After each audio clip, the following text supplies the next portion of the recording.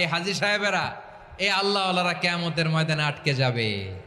বিশাল লম্বা দাড়ি, ছেলেরে সব দিয়ে দিছে, মেয়েরে কিছু দেয় নাই, মেয়ের হক আদায় করে নাই। এজন্য আল্লাহ তাআলা বলেন, কারো অধিকার যদি কেউ নষ্ট করে, ওই সমাজটা মানবিক সমাজ কঠিনকালেও হতে পারে না। এজন্য 3 নম্বর আল্লাহ বললেন, ওয়া ইতা ইদিল কুরবা, নিকটাত্মীয়দেরকে দাও। কি দিবা? তাদের অধিকার দিয়ে দাও। বোনের অধিকার বুঝিয়ে দাও, মেয়ের অধিকার বুঝিয়ে দাও, ফুফুর অধিকার বুঝিয়ে দাও। দেখবেন অনেক মায়েরা ছেলের পাতে মুরগির রান দেয়, মেয়ের পাতে দেয় মুরগির ঠ্যাং। এরকম আছে না নাই?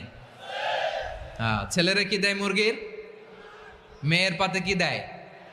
তো মেয়ের কি মুরগির রান খেতে মনে চায় না? মনে চায় না? এমনটা করা যাবে না। নিকটাত্মীয়দেরকে অধিকার দিয়ে দাও, নিকটাত্মীয়ের সাথে সুসম্পর্ক রাখো। আদেশটা কার?